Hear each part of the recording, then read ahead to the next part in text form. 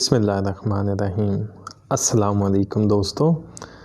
मेरा नाम है मोहम्मद शुएब ख़ान और मैं मुल्तान सिटी में सुपीरियर सर्विसेज एकेडमी में पाकिस्तान अफ़ेयर्स और करंट अफ़ेयर्स का टीचर हूँ। तो आज की इस नशिस्त के अंदर हम देखेंगे कि पाकिस्तान अफ़ेयर्स का सिलेबस क्या है और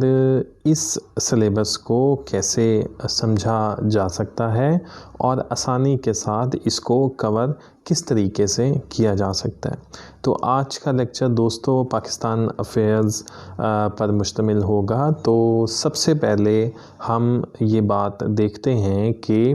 फ़ेडरल पब्लिक सर्विस कमीशन ने जो पाकिस्तान अफ़ेयर्स का सिलेबस अपनी ऑफिशियल वेबसाइट पर दिया हुआ है उसकी आउटलाइन क्या है। तो सबसे पहले दोस्तों उस सिलेबस को देखते हैं और देन हम ये डिसाइड करेंगे कि हमने इस सिलेबस को किस तरीके से कवर करना है। तो सिलेबस आउटलाइन में सबसे पहले ideology of Pakistan, definition and elucidation, historical aspects, Muslim rule in the subcontinent, its downfall and efforts for renaissance, movements for reforms, Sheikh Ahmad Sirhindi, Shah Waliullah, Syed Ahmad Shaheed, Aligarh, Deoband, Nadwa and other educational institutions like Sindh Madrasatul Islam and Islamia College Peshawar. Ideology of Pakistan in the lights of speeches and statements of Allama Iqbal and Qaid-e-Azam Muhammad Ali Jinnah. दूसरे number पर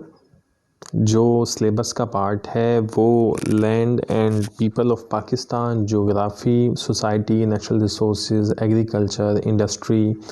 and education with reference to characteristics, trends and problems.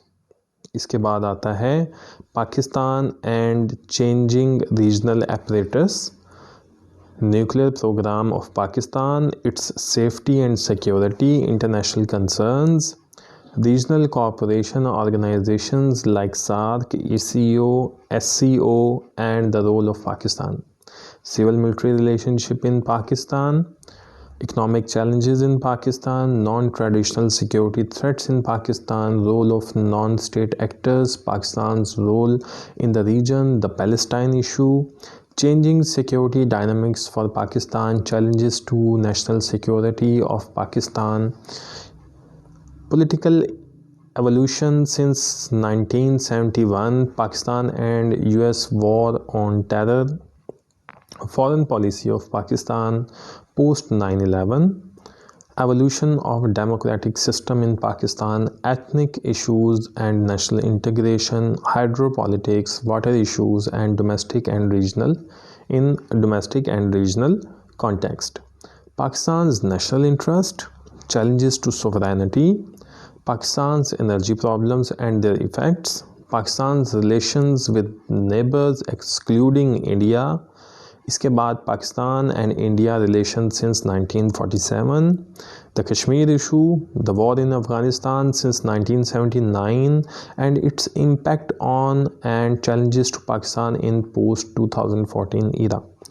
Proxy wars, role of external elements. इसके बाद आता है economic conditions of Pakistan, the most recent economic survey, the previous and current budgets and the problems and performance of major sectors of economy, the recent constitutional and legal debates, the latest constitutional amendments and important legislations, legal cases and the role of higher courts, the prevailing social problems of Pakistan and the strategies to deal with them, poverty, education, health and sanitation. तो dear students, ये तमाम तो वो topics थे जो कि federal public service commission ने Pakistan affairs के सिलेबस के तौर पर कैंडिडेट्स को दिए। अब हम देखते हैं कि पाकिस्तान अफ़ेयर्स के इस सिलेबस को किस तरीके से हम कितने हिस्सों में डिवाइड कर सकते हैं। जैसा कि सिलेबस को देखकर ही आपको अंदाज़ा हो गया होगा कि ये सिलेबस कुछ तो 1947 में हमारी इंडिपेंडेंस से पहले के इवेंट्स पर मुश्तमिल है और इसका एक मेजर पोर्शन 1947 में इंडिपेंडेंस ऑफ पाकिस्तान के बाद के इवेंट्स पर मुश्तमिल है। तो जब ये बात समझ आती है तो हम सिलेबस को 2 मेजर हिस्सों में डिवाइड करते हैं। Number 1 pre partition portion of the syllabus and number 2 post partition syllabus. तो प्री पार्टीशन में तो वो जो है मामलात आ जाएंगे, वो इवेंट्स आ जाएंगे जो 1947 में पाकिस्तान के आज़ाद और ख़ुद मुख्तार मुल्क के तौर पर दुनिया के नक्शे पर आने से पहले के वाक़यात हैं। और पोस्ट पार्टीशन में हम उन वाक़यात को देखेंगे जो 1947 में पाकिस्तान के माज़ वजूद में आने के बाद जो है वो हमें देखने को मिले। तो सबसे पहले हम डिस्कस करेंगे प्री पार्टीशन के पोर्शन को। तो प्री पार्टीशन के पोर्शन में जब हम जो है वो सिलेबस को देखते हैं तो सिलेबस में हम देखते हैं ideology of Pakistan, definition and elucidation, historical aspects, Muslim rule in the subcontinents, downfall, efforts for the 9th sense, movement for reforms. इसके बाद एजुकेशनल मूवमेंट्स भी आ जाती हैं और ideology of Pakistan in the lights and speeches of Allama Mohammad Iqbal and Quaid Azam Mohammad Ali Jinnah. तो ये एक पोर्शन जो सिलेबस का दिया गया है, इसके अंदर आप ये देखते हो कि मुस्लिम रूल की बात की गई कि वो सब कॉन्टिनेंट में किस तरीके से आया, यहाँ पर किस तरीके से हुकूमत की, उसके बाद क्या डाउनफॉल का शिकार हुआ मुस्लिम रूल, और इसके दौरान जो है वो मूवमेंट फॉर रिफॉर्म्स और एजुकेशनल मूवमेंट्स का भी ज़िक्र आता है। और उसके बाद जो है आइडियोलॉजी ऑफ पाकिस्तान के ऊपर जो है सवाल जो है वो दिया गया है। आइडियोलॉजी ऑफ पाकिस्तान सिलेबस का पार्ट है और आइडियोलॉजी ऑफ पाकिस्तान इल्लामा इकबाल और कायद आज़म मोहम्मद अली जिन्ना की जो है वो स्पीचेस में और उनके कॉन्सेप्ट में जो है वो आइडियोलॉजी ऑफ पाकिस्तान क्या चीज़ थी। तो ये जो पोर्शन है सिलेबस का, ये प्री पार्टीशन इरा के मुतल्लिक जो है वो चीज़ें स्टूडेंट्स के सामने लेकर आता है। अब हम देखते हैं कि इस जो प्री पार्टीशन का सिलेबस का जो पार्ट है, तो बुनियादी तौर पर ये इसके अंदर कौन कौन से जो इवेंट्स हैं वो शामिल हैं। तो प्री पार्टीशन के अंदर जो है वो एक तो यही हम आगे चलकर इसके बारे में बात करेंगे। अभी जो है हम जो सिलेबस का दूसरा पोर्शन है यानी कि पोस्ट पार्टीशन का जो ईरा है उसको भी हम देखते हैं कि पोस्ट पार्टीशन में जो है वो सिलेबस में हमने देखा कि एक लंबी फहरिस्त है जिसमें इकनॉमिक चैलेंजेस पर भी बात हुई हुई है और सोशल इश्यूज़ पर भी बात हुई हुई है और पॉलिटिकल एवोल्यूशन पर भी बात हुई हुई है और टेररिज्म की और फॉरेन पॉलिसी के मुतल्लिक भी बात हुई हुई है। तो इन सब चीज़ों को जो है वो हम अब आहिस्ता आहिस्ता देखेंगे कि किस तरीके से प्री पार्टीशन ईरा के अंदर जो इवेंट्स हैं वो कितने हैं और उनको किस तरीके से आसानी से समझा जा सकता है। और इसी तरीके से पोस्ट पार्टीशन के ईरा में जो है वो हमसे सिलेबस क्या डिमांड करता है। तो सबसे पहले जो है वो प्री पार्टीशन के टॉपिक्स को हम देखते हैं। तो प्री पार्टीशन के जो टॉपिक्स हैं उसमें सबसे पहले तो हम देखेंगे कि ओवरव्यू ऑफ द हिस्ट्री हमें पता होनी चाहिए कि 712 में आपको पता है जिस तरीके से इस्लाम जो है वो सिंध के रास्ते से बर सगीर में दाखिल हुआ और फिर उसके बाद जो है मुल्तान तक मोहम्मद बिन कासिम फतूहात करते आए। और उसके बाद भी हम देखते हैं कि महमूद गज़नवी जो है अफ़गानिस्तान से बर सगीर पर जो है वो हमले करते रहे और फिर उसके बाद शहाबुद्दीन मोहम्मद गौरी यहाँ पर एक हुकूमत बनाने में कामयाब हुए और पहली मुस्लिम हुकूमत जो है वो यहाँ पर बनी। तो उस मुस्लिम हुकूमत का जो नाम था वो दिल्ली सल्तनत था और फिर वो 1206 में शुरू हुई और 1526 में जो है वो ज़हीरुद्दीन मोहम्मद बाबर के हाथों जब इब्राहिम लोदी की शिकस्त होती है पानीपत की पहली जंग में, तो वहाँ पर उसका इख्तिताम हुआ और उसके बाद 1526 से एक नई हुकूमत का आगाज़ हुआ और वो 1857 तक रहती है, जिसको हम मुग़ल एम्पायर के नाम से जो है वो याद करते हैं। और रिफॉर्मिस्ट मूवमेंट्स जो हैं वो हमारे सिलेबस का हिस्सा हैं। रिफॉर्मिस्ट मूवमेंट्स और आर्म्ड कॉन्फ्लिक्ट्स, और इनके अंदर जो है वो शेख अहमद सरहिंदी हैं, शाह वलीउल्लाह हैं, फ़राइज़ी मूवमेंट है, इसके बाद सैयद अहमद शहीद हैं और तितू मीर की जैसी पर्सनालिटीज़ के टॉपिक्स हैं। इसके बाद हम देखते हैं कि downfall of the Muslim empire जो है 1857 में किस तरीके से होता है, वॉर ऑफ इंडिपेंडेंस जो है वो क्या चीज़ है। फिर इसके बाद जब वॉर ऑफ इंडिपेंडेंस हो जाती है तो एजुकेशनल मूवमेंट्स चलती हैं, जिसमें सैयद अहमद ख़ान और की अलीगढ़ मूवमेंट और देवबंद और नदवातुल उलमा और अंजुमन हमायत इस्लाम और सिंध मदरसतुल इस्लाम जैसे इंस्टीट्यूशंस जो हैं और इस्लामिया कॉलेज पेशावर जैसे इंस्टीट्यूशंस जो हैं वो शामिल हैं, जो बड़े सगीर में मुसलमानों की तालीम और तरबियत के लिए काम करते हैं। इसके बाद प्री पार्टीशन के अंदर जो है फिर पाकिस्तान मूवमेंट शुरू होती है, जिसके अंदर जो है वो डिफरेंट 1857 के बाद जो है वो यहाँ पर ब्रिटिश गवर्नमेंट जब आती है तो मुसलमानों को डिफरेंट चैलेंजेस का सामना करना पड़ता है और आहिस्ता आहिस्ता मुस्लिम नेशनलिज़म जो है वो इंडिया के अंदर बढ़ना शुरू होता है। तो इसमें सबसे पहले जो इवेंट हमें लाजमी तौर पर समझना चाहिए वो इंडियन काउंसिल एक्ट 1861 है। इसके बाद इंडियन काउंसिल एक्ट 1892 है। इसके बाद Minto Morley reforms, Lucknow pact,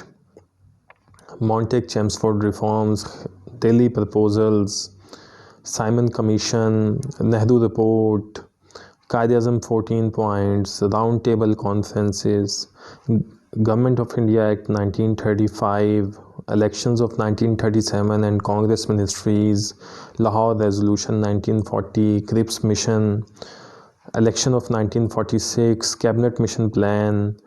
3rd June plan और रेड क्लिफ अवार्ड के बाद आइडियोलॉजी ऑफ पाकिस्तान के टॉपिक्स शामिल हैं। अब इन इवेंट्स के अंदर जो है वो आप देखेंगे कि कैसे जो है वो पाकिस्तान मूवमेंट जो है वो चलती है और इसके बाद कैसे मुस्लिम नेशनलिज़म जो है वो बड़े सगीर के अंदर जो है वो पैदा होता है और आहिस्ता आहिस्ता मुस्लिम नेशनलिज़म की बुनियाद पर ही मुसलमान एक अलग रियासत की डिमांड करते हैं और 1947 में पाकिस्तान मार्ज़ वजूद में आता है। तो इस प्री पार्टीशन के टॉपिक्स को जो है वो समझने के लिए हमें लाजमी तौर पर ये देखना चाहिए कि 1947 से पहले ऐसा क्या हुआ जब तकरीबन जो है वो 800 साल मुसलमानों ने यहाँ पर हुक्मरानी की और किस तरीके से मुसलमानों की हुकूमत का यहाँ पर डाउनफॉल हुआ और उसके बाद कैसे यहाँ पर ब्रिटिश राज ने अपनी हुकूमत को जो है वो जारी रखा और कैसे किस तरह किन इवेंट्स के साथ जब हम एक लंबे अरसे से बड़े सगीर के अंदर हिंदू और मुसलमान एक जो है वो ख़ित्ते में रह रहे थे, तो फिर भी ऐसा क्या इवेंट यहाँ पर हुआ और क्या कौन से वाक़यात इस तरीके से हुए कि बड़े सगीर में हमने ये फ़ैसला किया कि हम अब मुसलमान हिंदुओं के साथ नहीं रहेंगे बल्कि एक अलहदा रियासत जो है उसका क़याम अमल में लाजमी तौर पर आना चाहिए। तो इस स्टोरी बुनियादी तौर पर आपकी स्टोरी है, ये बुनियादी तौर पर मेरी स्टोरी है और बड़े सगीर में रहने वाले इंडिया और पाकिस्तान के हर बाशिंदे की स्टोरी है और उसको अपने माजी के बारे में ज़रूर जो है वो पता होना चाहिए। तो इस कहानी का बुनियादी तौर पर आगाज़ होता है 712 में, जो वाक़या यकीनन आप सबको मालूम होगा कि मोहम्मद बिन कासिम किस तरीके से जो है वो बड़े सगीर में सिंध के रास्ते से दाखिल होता है और जब वो सिंध के रास्ते से दाखिल होता है तो बहुत से इलाके जो है वो फ़तह करता हुआ मुल्तान तक पहुंच जाता है। इस तरीके से जो है वो मुसलमान बड़े सगीर में आते हैं। यहाँ पर बाकायदा तौर पर कोई हुकूमत तो कायम नहीं कर पाते, लेकिन फिर भी इस्लाम जो है वो बड़े सगीर के अंदर पहुंच जाता है। और चूँकि आप सब जानते हैं कि जो हिंदू रिलीजन था वो यहाँ पर डोमिनेट करता था 712 से पहले और उसके बाद भी। तो हिंदू रिलीजन के अंदर 4 मेजर जो है वो कास्ट सिस्टम है, जिसमें सबसे ऊपर जो है वो ब्राह्मण हैं और सबसे नीचे जो है वो शूद्र हैं। और शूद्र आप जैसा कि जानते हैं कि शूद्रों को जो है कोई इकोनॉमिक, पॉलिटिकल और सोशल राइट्स जो हैं वो उस तरीके से हासिल नहीं है जिस तरह से ब्राह्मण या क्षत्रिय जो है वो कास्ट को हिंदू रिलीजन के अंदर मिलते हैं। और आप ये सब भी जानते हैं कि शूद्र जो है वो जब ये तमाम जो है वो राइट्स उनको अवेलेबल नहीं थे और उनको माशरे का बराबर शहरी नहीं तस्वुर किया जाता था, तो उस वक्त जब इस्लाम बर सगीर में आया तो फिर वो रिलीजन उनके तमाम इकनॉमिक, पॉलिटिकल और सोशल जो राइट्स थे उनको इंश्योर करता था। तो शूद्रों की एक बड़ी तादाद ने जो है वो इस्लाम की तरफ जो है वो अपना रुख किया और इस्लाम मज़हब को जो है अपनाया। और इसके बाद जो है आप ये देखते हैं कि 712 के बाद जो एक इवेंट यहाँ की हिस्ट्री में हुआ वो यही था कि तकरीबन 10वीं सदी के आखिर में महमूद गज़नवी अफ़गानिस्तान से बरसगीर पर हमले किया करता था। और यहाँ पर कोई उसने बाकायदा हुकूमत तो नहीं बनाई, लेकिन हमला करके जो है और जो है वो वापस चला जाया करता था। और उस महमूद गज़नवी के साथ बहुत से सूफियाए कराम जो है वो बरसगीर में आए, जिन्होंने इस्लाम की दावत को यहाँ पर फैलाया। इसके बाद 12वीं सदी के आखिर में आप देखेंगे कि शहाबुद्दीन मोहम्मद गौरी जो है वो बरसगीर पर अफ़गानिस्तान से हमले करता है। और शहाबुद्दीन मोहम्मद गौरी जो है वो पहला हुक्मरान, मुसलमान हुक्मरान होता है जो यहाँ पर बाकायदा तौर पर एक मुस्लिम हुकूमत कायम करने में कामयाब हो जाता है। और शहाबुद्दीन मोहम्मद गौरी के अपने कोई बच्चे नहीं होते, वो बुनियादी तौर पर ऐसे ग़ुलामों को जिनके अंदर वो बहुत सी सलाहियतों को देखता होता है, उनको बचपन में ही ख़रीद लेता है और अपने पास शहज़ादों की तरह उनकी परवरिश करता है। तो 1206 में जब यहाँ पर जो है शहाबुद्दीन मोहम्मद गौरी अपनी पहली हुकूमत जो है वो कायम करता है, तो उसके बाद जो है वो 1206 के बाद यहाँ पर उस सल्तनत का नाम सल्तनत दिल्ली जो है या दिल्ली सल्तनत जो है वो उसको कहते हैं। और वो 1206 में यहाँ पर कायम होकर 1526 तक जो है वो यहाँ पर कायम रहती है। और उस सल्तनत के अंदर आप ये देखते हैं कि पहला जो ख़ानदान यहाँ पर बरसगीर में हुकूमत करता है वो ख़ानदान ग़ुलामा होता है। क्योंकि शहाबुद्दीन मोहम्मद गौरी के अपने जो है वो कोई बच्चे नहीं होते, इसलिए जो है वो जो ग़ुलामों को अपने पास शहज़ादों की तरह पालता है, वही शहज़ादे यानी कि ग़ुलाम जो है वो शहाबुद्दीन मोहम्मद गौरी के बाद बरसगीर पर पहले ख़ानदान के तौर पर हुकूमत करते हैं, जिनमें कुतुबुद्दीन ऐबक, नसीरुद्दीन कबूचा ये नाम जो हैं वो सर फहरिस्त हैं। और दिल्ली सल्तनत जो 1206 के अंदर कायम होती है वो 1526 तक जो है वो बरसगीर में रहती है। और इस जो है वो दिल्ली सल्तनत में मुख्तलिफ़ ख़ानदान, जिनमें सबसे पहले ख़ानदान ग़ुलामा, फिर सैयद डायनेस्टी, लोदी डायनेस्टी जो है जैसे ख़ानदान जो है वो तुगलक डायनेस्टी जो है जैसे ख़ानदान यहाँ पर हुकूमत करते हैं। जो आखिरी ख़ानदान यहाँ बरसगीर में दिल्ली सल्तनत के अंडर जो है वो हुकूमत कर रहा होता है वो लोदी ख़ानदान होता है। और उसके आखिरी जो बादशाह होते हैं वो इब्राहिम लोदी होती हैं। और इब्राहिम लोदी पर जो है वो ज़हीरुद्दीन मोहम्मद बाबर 1526 के अंदर हमला करता है। और 1526 के अंदर वो ज़हीरुद्दीन मोहम्मद बाबर जो है वो शिकस्त दे देता है इब्राहिम लोदी को पानीपत की पहली जंग में। और यहाँ पर जो है बाकायदा तौर पर मुग़ल एम्पायर का जो है वो क़याम अमल में ज़हीरुद्दीन मोहम्मद बाबर लाते हैं। ज़हीरुद्दीन मोहम्मद बाबर के बाद उनके बेटे हुमायूं और हुमायूं के बाद उनके बेटे अकबर, और इस तरीके से जो है वो मुग़ल एम्पायर यहाँ पर जो है वो अपनी हुकूमत करना शुरू कर देते हैं, जो कि 1526 1826 के अंदर यहाँ पर शुरू होती है और उसके बाद जो है ये हुकूमत 1857 की जंग आज़ादी तक जो है वो रहती है, जिसके जो है 1857 की जंग आज़ादी के बाद जो है, जिसके बाद यहाँ पर ब्रिटिश राज जो है उसके बाकायदा तौर पर हुकूमत जो है वो यहाँ पर कायम हो जाती है। तो इस मुग़ल एम्पायर के बाद जो है वो आप ये देखते हैं कि ब्रिटिश एम्पायर यहाँ पर जब आता है और मुसलमानों का डाउनफॉल हो जाता है, तो बुनियादी तौर पर ये डाउनफॉल किस वजह से होता है, इसके लिए हमें कहानी में थोड़ा सा जो है वो पीछे जाना पड़ेगा। सन 1600 के अंदर जो है इंग्लैंड के अंदर ईस्ट इंडिया कंपनी जो है वो कायम होती है और ईस्ट इंडिया कंपनी दूसरी कंपनीज़ की तरह जो है वो तजारत करती होती है और अपने स्टेक होल्डर्स के लिए प्रॉफिट्स जो है वो अर्न करती होती है। ये ईस्ट इंडिया कंपनी जो है वो बरे सगीर में आती है। बरे सगीर में आकर जब यहाँ पर देखती है कि यहाँ पर बहुत ज़्यादा ज़रख़ेज़ ज़मीन है और ख़ाम माल जब यहाँ से लेकर हम इंग्लैंड की या यूरोप की महंगी मंडियों के अंदर हम लेकर जाएंगे तो हम ज़्यादा से ज़्यादा मुनाफा जो है वो यहाँ से कमा सकते हैं। तो जब ये जो है यहाँ पर होता है तो ईस्ट इंडिया कंपनी यहाँ पर आती है, यहाँ के मुग़ल बादशाहों से जो है वो अपने रवाबित को वो बढ़ाती होती है और उन रवाबित को बढ़ाने के बाद जो है वो यहाँ से लोगों से ख़ाम माल या दूसरी अशिया जो है वो परचेज़ करते हैं और उसके बाद जो है वो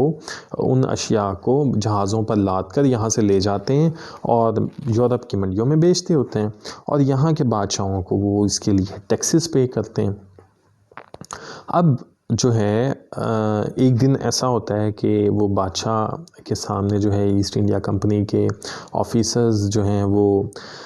जमा होते हैं और उनको कहते हैं कि देखें बादशाह साहब, हम जो है वो यहाँ से ख़ाम माल लेके जाते हैं और साहिल समंदर पर यानी कि बंदरगाह पर हम लेकर जाते हैं और वहाँ पर जो है वो हम माल को रखते होते हैं और जहाज़ कभी बंदरगाह पर होते हैं, कभी रास्ते में होते हैं और इंतज़ार करना पड़ता है। तो इस तरीके से माल जो है वो ख़राब होने का भी अंदेशा होता है और बहरी कज़ाक या डाकू लुटेरे हमारे माल को जो है वो बर्बाद भी कर सकते हैं, उनको छीन भी सकते हैं। तो आप हमें इजाज़त दीजिए कि हम जो है वो साहिल के करीब ही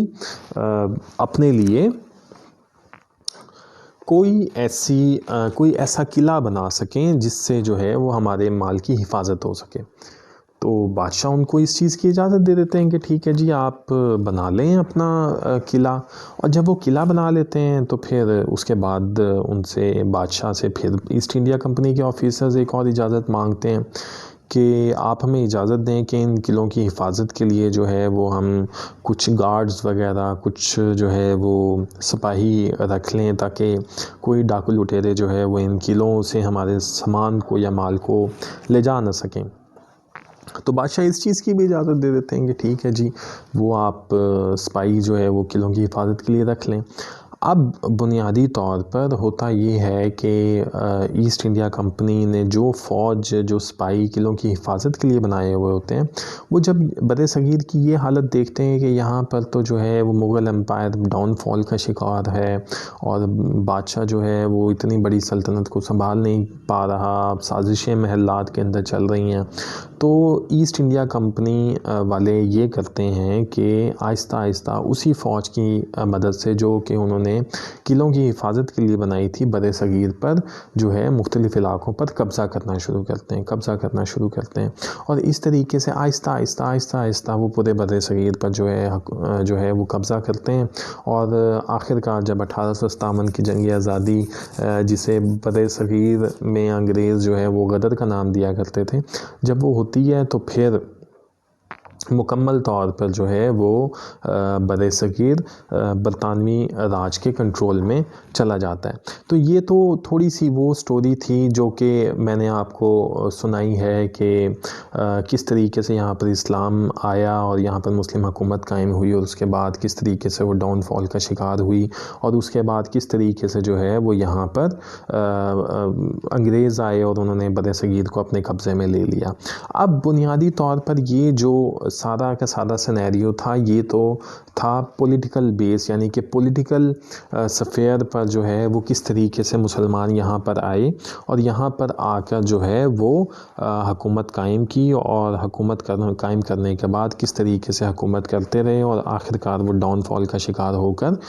जो है वो अपना इक़्तिदार जो है उनका इक़्तिदार वो अंग्रेज़ों के पास चला गया। तो इसके दौरान जो एक तो चीज़ पॉलिटिकल सफ़ेयर पे चल रही थी, इसके साथ साथ सोशल ग्राउंड्स पे भी कुछ ना कुछ चीज़ें चल रही थी।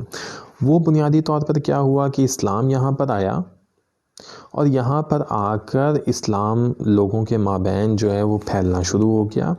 शूदर जो तबका हिंदुओं का था, उनको जब ये मालूम हुआ कि एक ऐसा मज़हब है जिसमें तमाम लोग जो हैं वो बराबर हैं, तो वो तेज़ी से उन्होंने इस्लाम कबूल करना शुरू किया। और जब हिंदू मज़हब से ताल्लुक़ रखने वाले लोग मुसलमान हुए तो बुनियादी तौर पर वो अपना हिंदू कल्चर भी जो है वो अपने साथ लेकर आए, और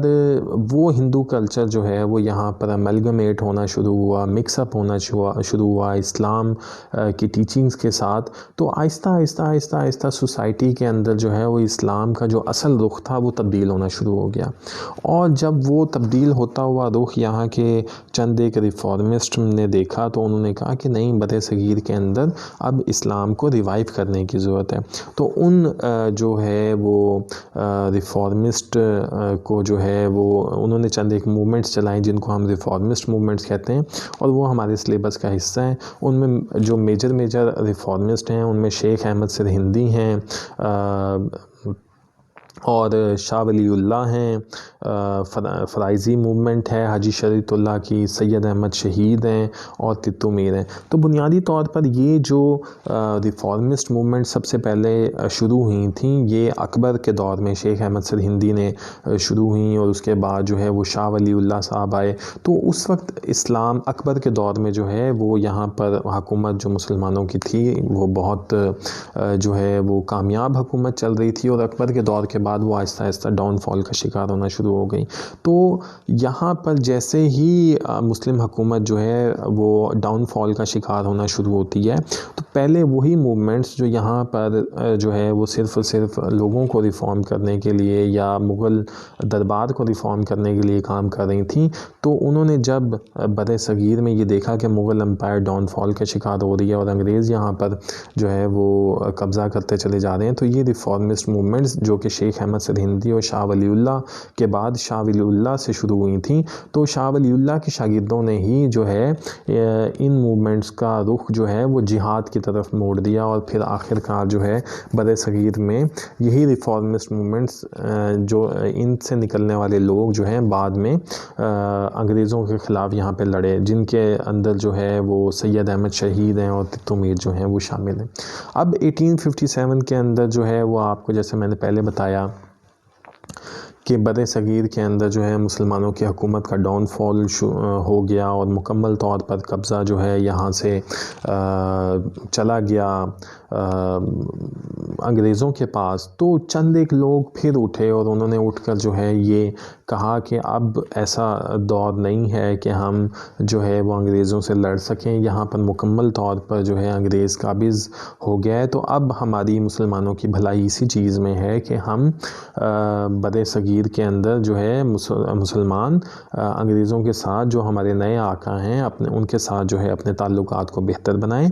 और इसके बाद हम जो है वो तालीम हासिल करें, और मुसलमानों को अब जीना सीखना होगा अंग्रेज़ों के ताबे रहकर। तो इन एजुकेशनल मूवमेंट्स में सबसे पहले जो है वो अलीगढ़ मूवमेंट है और सर सैयद अहमद ख़ान की, और इसके बाद जो है देवबंद इंस्टीट्यूशन है, इसके बाद नदवातुल उलमा है, इसके बाद अंजुमन हमायत इस्लाम है, इसके बाद सिंध मदरसतुल इस्लाम है, और इस्लामिया कॉलेज जो है वो पेशावर है। इन एजुकेशनल मूवमेंट्स ने बहुत कलीदी किरदार अदा किया मुसलमानों को पढ़ाने में, मुसलमानों को तालीम हासिल करने में, और उन्हें एक नई सोच देने में कि वो किस तरीके से अंग्रेज़ी राज के अंदर रहकर जो है अपना सर्वाइवल मुमकिन बना सकते हैं।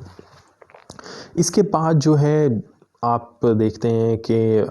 पाकिस्तान मूवमेंट की डेवलपमेंट्स शुरू होती हैं बुनियादी तौर पर इन्हीं मूवमेंट्स, एजुकेशनल मूवमेंट से जो लोग पढ़ लिख कर आगे निकले, उन्होंने पाकिस्तान मूवमेंट में अपना कलीदी किरदार अदा किया और मुस्लिम नेशनलिज़म को उजागर करने में जो है वो अपना किरदार जो है वो अदा किया।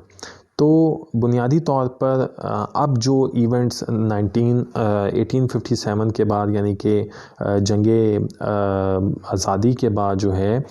वो शुरू हुए, ब्रिटिश राज यहाँ पर आया। ब्रिटिश राज ने अपना एक स्ट्रक्चर जो है, गवर्नेंस का स्ट्रक्चर यहाँ बर सगीर में कायम किया और उस स्ट्रक्चर के अंदर वो मुख्तलिफ़ एक्ट्स लेकर आए और उन एक्ट्स को आप लोगों को समझना बहुत ज़रूरी है। अगर आप ब्रिटिश राज का स्ट्रक्चर नहीं समझेंगे और उन एक्ट्स को बुनियादी तौर पर नहीं समझेंगे तो आगे चलकर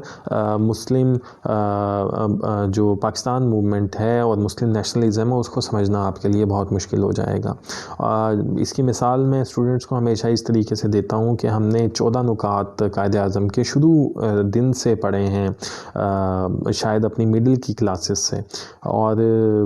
अभी तक जो है वो 14 नुकात जो है वो हमें समझ नहीं आते और शायद सिर्फ हम सबको एक ही नुक्ता उसमें याद रहता है और वो ये होता है कि सिंध को मुंबई से अलहदा कर दें। वो भी बुनियादी तौर पर हमें समझ नहीं आता, लेकिन चूँकि वो आसान इतना है कि सिंध को मुंबई से अलहदा कर दें तो इसलिए हम सबको याद रहता है। तो अगर आप ब्रिटिश राज की स्ट्रक्चर को समझ लेंगे और इन एक्ट्स को समझ लेंगे तो आपके लिए पूरी पाकिस्तान मूवमेंट समझना जो है वो आसान हो जाएगा। तो इसमें सबसे पहले जो इवेंट है वो इंडियन काउंसिल एक्ट 1861 है, इंडियन काउंसिल एक्ट 1892 है, मिंटो मॉर्ले रिफॉर्म्स हैं। ये बुनियादी तौर पर वही रिफॉर्म्स थी जो कि ब्रिटिश राज यहाँ पर लेकर आ रहा था और ब्रिटिश राज ने जो है यहाँ पर जो है जिसके ज़रिए से अपनी हुकूमत चलाई। उसके बाद लखनऊ पैक्ट है जी, मॉन्टेग चैम्सफोर्ड रिफॉर्म्स हैं, दिल्ली प्रपोजल्स हैं। लखनऊ पैक्ट और मॉन्टेग चैम्सफोर्ड रिफॉर्म्स के बाद एक और बड़ा मेजर इवेंट बर सगीर में हुआ था खिलाफत मूवमेंट के नेम से। उसके बाद दिल्ली प्रपोजल्स हैं, साइमन कमीशन है, नेहरू रिपोर्ट है, कायदे-ए-आज़म फेमस 14 पॉइंट्स हैं, राउंड टेबल कॉन्फ्रेंस है, गवर्नमेंट ऑफ इंडिया एक्ट 1935 है, election of 1937 and Congress ministries हैं, लाहौर रेजोल्यूशन है,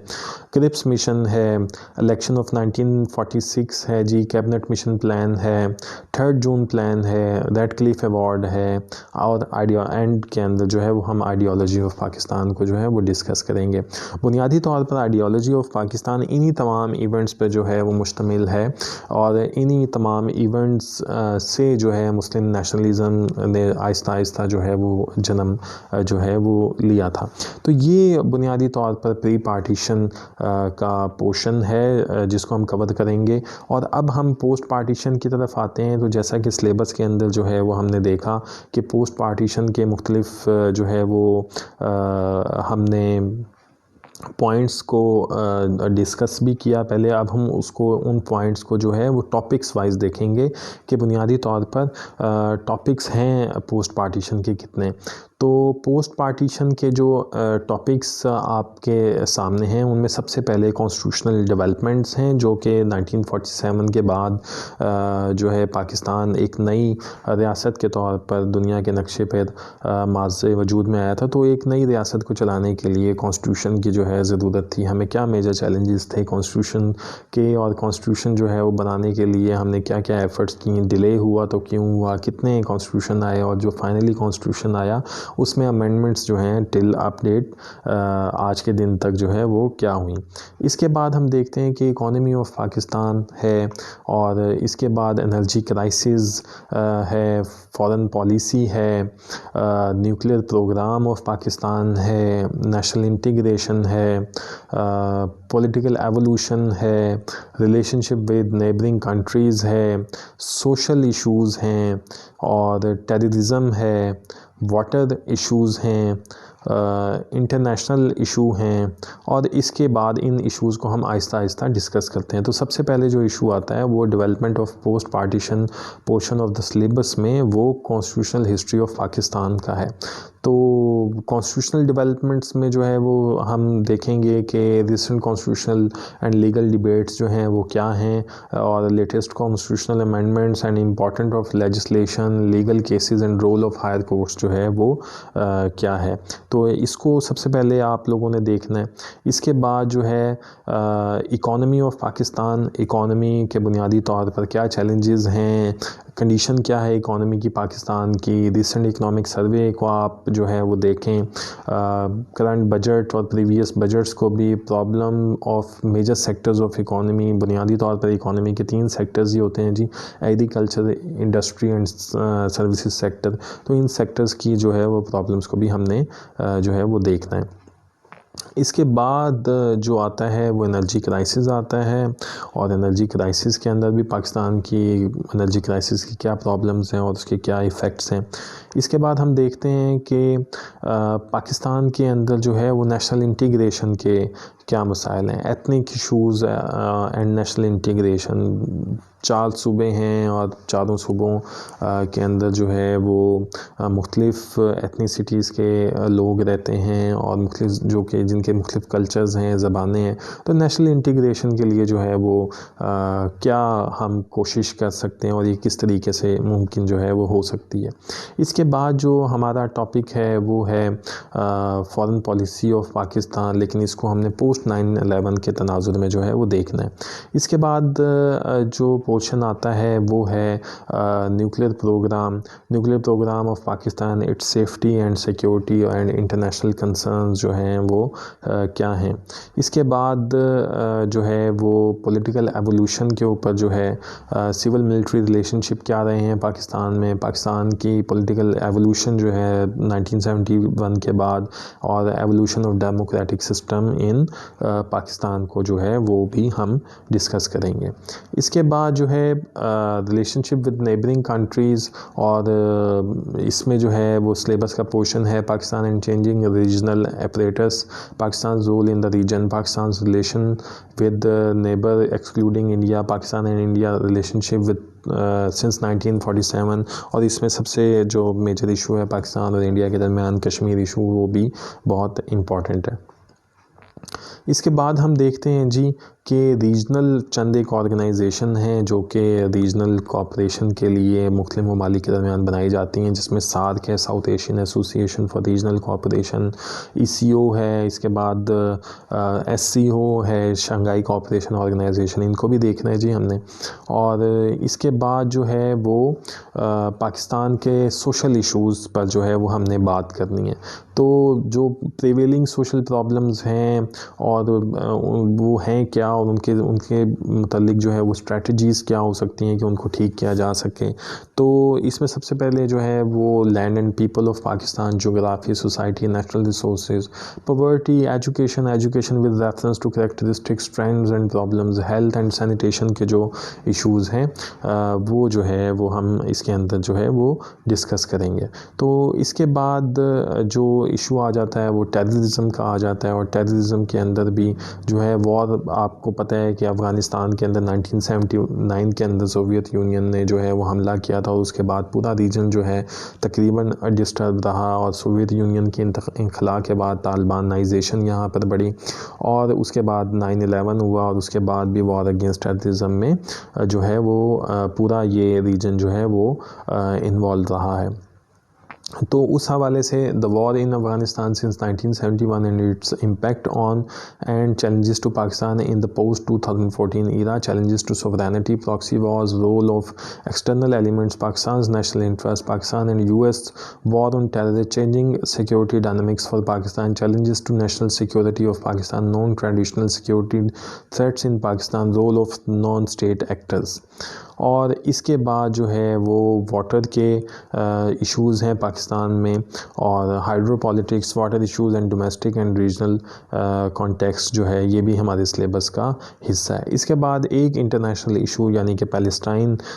इशू जो है वो हमारे सिलेबस का हिस्सा है। तो ये तमाम जो है वो सिलेबस है आपका पाकिस्तान अफेयर्स का, जिसमें एक पोर्शन प्री पार्टीशन का पोर्शन है और एक पोर्शन जो है वो पोस्ट पार्टीशन का पोर्शन है। तो प्री पार्टीशन मैंने आपको इन डिटेल समझाया और पोस्ट पार्टीशन के अंदर तकरीबन आप देखें कि नेशनल और इंटरनेशनल इश्यूज़ हैं, चंद एक ऑर्गेनाइजेशंस हैं, लेकिन इसके अंदर जो है वो बिल्कुल भी परेशान होने वाली बात कोई नहीं है, क्योंकि पोस्ट पार्टीशन का जो पोर्शन है वो ज़्यादातर करंट अफेयर्स से रिलेटेड है। और करंट अफेयर्स का जब मैं सिलेबस, जब इंट्रोडक्शन टू करंट अफेयर्स के लेक्चर पर हम जाएंगे तो आप देखेंगे कि ये आपस में टॉपिक एक दूसरे से लिंक्ड हैं। तो आप अगर जो है वो करंट अफेयर्स की मुकम्मल तैयारी कर लें, उसके अंदर नेशनल इंटरनेशनल इश्यूज़ को कर लें, तो आपका पाकिस्तान अफेयर्स का जो है पोस्ट पार्टीशन वाला हिस्सा भी जो है वो कवर हो जाता है। तो आज के लेक्चर में उम्मीद है